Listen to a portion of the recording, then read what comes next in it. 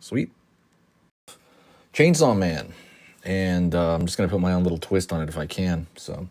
But I've never really drawn this character just point blank. So that's kind of what I'm going to do. And I'm going to talk to you about how I'm doing it so that you learn through this.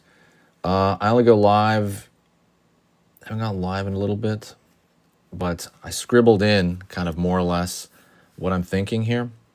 And I'm going to go in and more or less kind of make it up. That's kind of like a big, people are really afraid of that. Just kind of going in because it's just scribbles and now I got to make sense of it.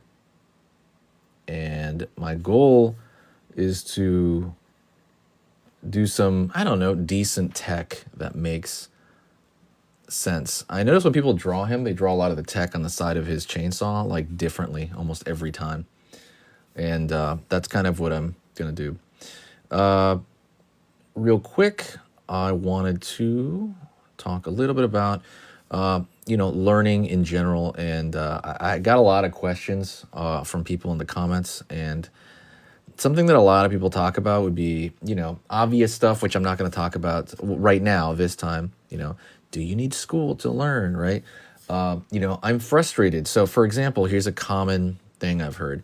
Some people say that they don't even try to continue the drawing sometimes because they'll start it and they dislike it so much that they're like, what's the point? It's going to be bad anyway.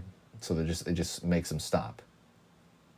I don't know if that's a common thing or not. If that's something that other people here thinking, let me know. But I mean, personally, I don't think I had that thought a lot. So that was like a real eye-opening thing for me, having somebody tell me that's what they felt about their own drawings. I've never had that. So I don't know if that's something that anybody else has experienced. But if that's common, dang, at least now I know that's what people were experiencing. And, it's something to try to relate to. Because even though I obviously drew at a later age, I don't feel sometimes like I went through some of, obviously everybody goes through different struggles. But some struggles I just don't feel like I went through because I had a teacher up front teach me stuff. So there's a lot of things I feel like I missed out on per se. I definitely went through that intermediate phase, what's it called? That intermediate, like you just can't get out of intermediate. I've definitely been through that. And then, like I said, you could be intermediate at different things. For example, I think I'm very intermediate to beginner when it comes to cars, things like that. So you can be intermediate in different areas. Okay, I'm going to go right here, pull a line over here. A lot of this is kind of focusing on the control of my hand. That's a really big part of this whole thing. You want to be very careful and precise with certain areas of this because it is tech related, and you don't want to overcommit sometimes, right? Or it's just going to go wacky. Let's make the teeth a little bit longer.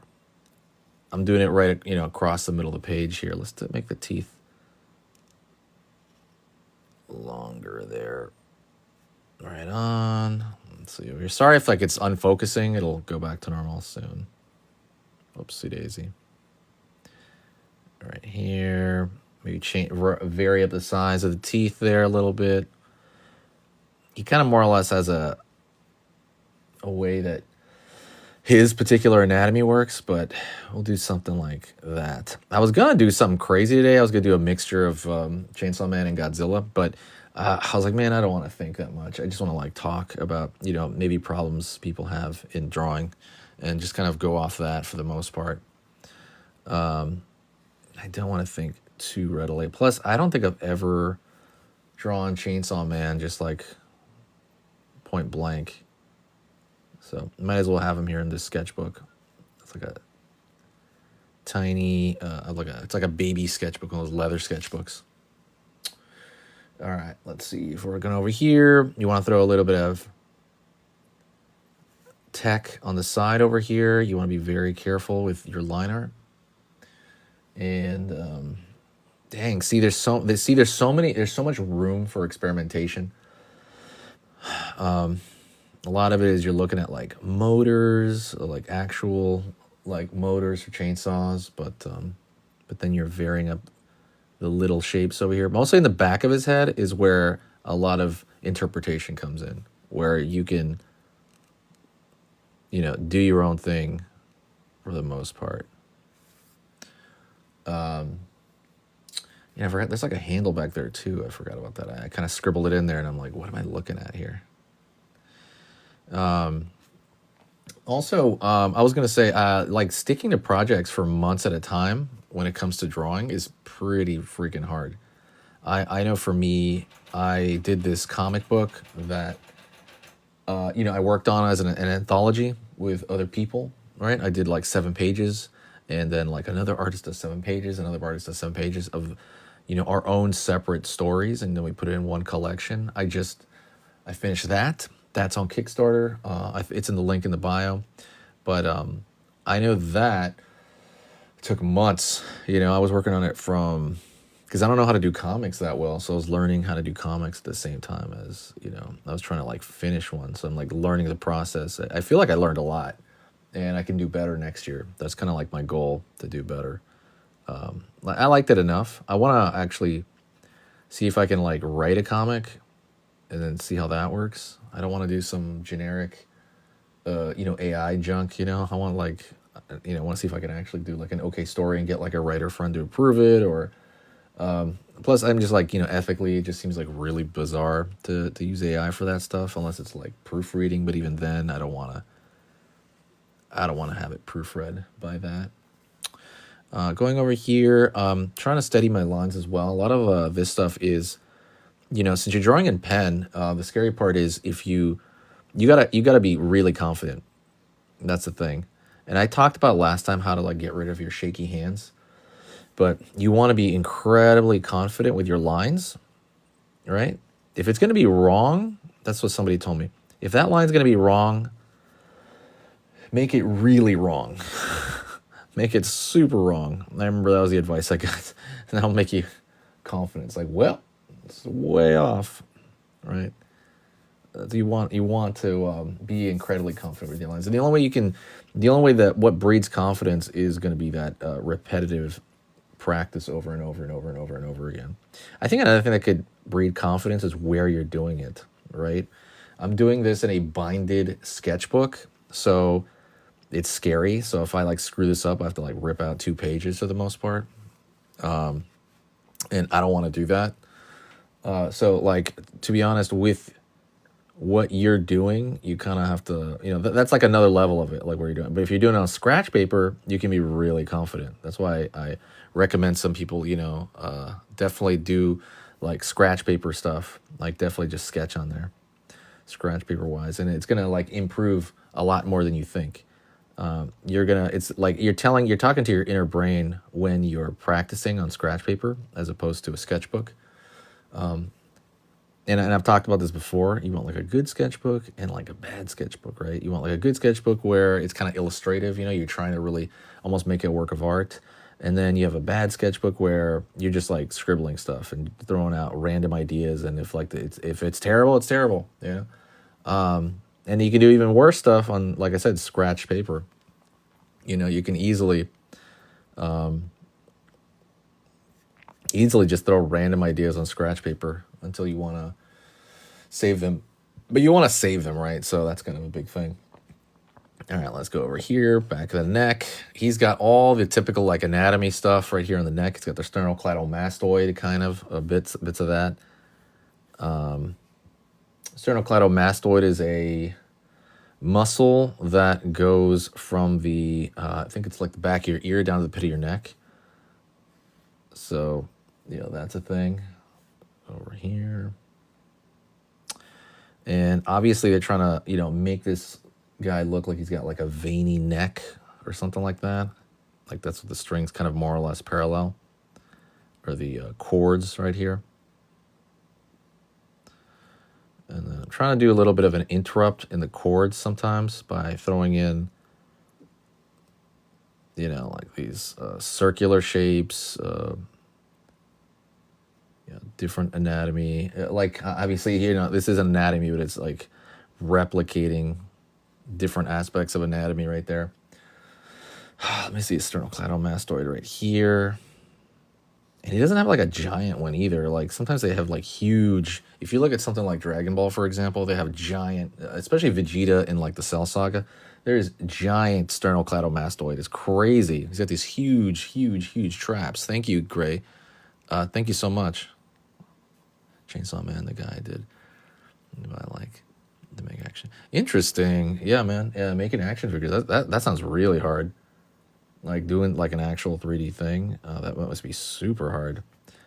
I've been wanting to do like I've been wanting to use a laser cutter. I know that's more simplistic. That's flat, but it's like a physical object. I've been wanting to use the free one they have at the library, but I haven't got enough. I need to look up what I need. I need to take my own file, and like the material. I need to provide the material, so I need to kind of do all that stuff. All right, going over here. And so and this is kind of the way I sketch usually, and I think you guys have seen that. I start with I start with an idea, but of course I put in scribbles to kind of get an idea of proportion. Scribbles, I'm not throwing scribbles there on something I've never drawn in my life, unless it's a practice. You want to be careful for that, because it might go really wrong. But or if you're not used to doing it off scribbles, you don't want to do that, right? And I've talked about that in videos, right? They don't show you the part where they've been practicing forever, and then they're drawing scribbles. It's like, dude, like if you draw scribbles first, it's gonna make someone think that's the way you do it every single time from right off the bat. People had to like earn kind of the ability to put down scribbles and then find something in that mess. Because I think I learned this from who is that guy? Is it? Oh my gosh, it's a guy from Taiwan. Oh man, who is that artist? Incredible artist. He's on YouTube. Oh man, is it Kevin Chen? I can't remember who it was, but I'll find it later and I'll see if I can put it in the description or something later. But he basically was talking about how like every time, and this is true, every time you do, not every time, but if you're doing something complicated and you're drawing something complicated, there's a high probability that it's going to go through this phase where it's a huge mess, looks super ugly, and and you got to not freak out, right? When you see it, you're like, oh man, this is a mess. How am I going to make sense of this? And you got to not freak out. And veteran artists won't freak out, and they'll just go, okay, well, you gotta trust the process, and it's gonna clean that up, and I'm gonna clean that up over time, right? So like that's super true, especially in like painting. I think painting especially, there's a lot of that. I mean, you could definitely do it step by step, but like there's a lot of like, oh, I gotta change this around. This looks a little strange. Does Chainsaw Man have a tongue? I don't even remember. I think he does, right? Yeah, but the tongue's not like the main thing, but yeah, he does have a tongue. What was it saying?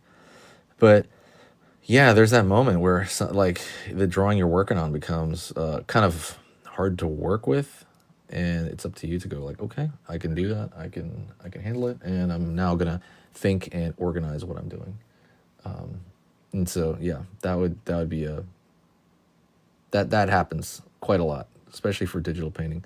I haven't digital painted in a while. Right now I'm trying to work more on my coloring with kind of like in a more of a comic book style of coloring. I've been working on that more lately. Dang. See, I put that wrong. That perspective's wrong. Oh well. Hopefully it'll just hopefully nobody notices. But yeah, I was gonna say, dang, what was I talking about? Wait, perspective. Oh, yeah, you gotta not freak out your drawing, and you gotta organize it. And some people find that part of the drawing exciting when it becomes unworkable, like an unworkable mess. And then some people find it to be a lot of work, which is what I felt a lot of. I'd be like, oh man, now I have to fix this. Like, oh man, like this is so much work. And then, I think about it, and then now your brain drained, and then you didn't really want to do it anymore. And you're like, oh, I'm just gonna leave it and I'll do it another time and I'll finish another day. And so that's kind of like the vibes that I got a lot of. Now you got to change your, I'm gonna say something dorky, right? You got to change your mindset, right? And I've talked about that when I mention that in every live. You got to change your mindset, and you want to teach your brain to go, hey, these situations are fun. I'm going to figure out what's wrong with this, and I am going to fix it and solve this problem, and it's going to be fun. And when you start doing that, you don't get as tired drawing. Like, you don't get as mentally exhausted. You don't get as negative, because negativity creeps in a lot for certain things, for sure, definitely for me. And you find that if you're not like, having to push yourself to finish stuff, you're just having fun. You're finding that you're finishing more projects and you're doing stuff quicker, and you're accomplishing your little mini goals faster. You're getting better. It sounds wild to think that, but it's true to say that, because some people don't believe it. But it's true. If you enjoy this kind of stuff, you're not going to get as tired. You're going to get better quicker than someone who is randomly, miserably shoving their way through the whole process of it. You're going to like want to finish stuff. You're going to want to kind of go that direction. And you like I said, it's an amazing thing. Let me draw his freaking collar. Let's see, his collar over here. All right, I'll start changing something. Thanks, real I am Sam. Thanks for the follow, Travis. Let's go over here. Put that collar right there. It's gonna go a little off the screen, but not totally. Boom, right there. Over here. Some kind of folding as well over here. What I want to do, like I said, I was working on my coloring for my general coloring, like comic coloring. I want to do Jet Set Radio, like a piece. I want to do like a art piece of Jet Set Radio, like, because I love Jet Set Radio. And I just played Bomb Rush Cyberpunk, and that was awesome.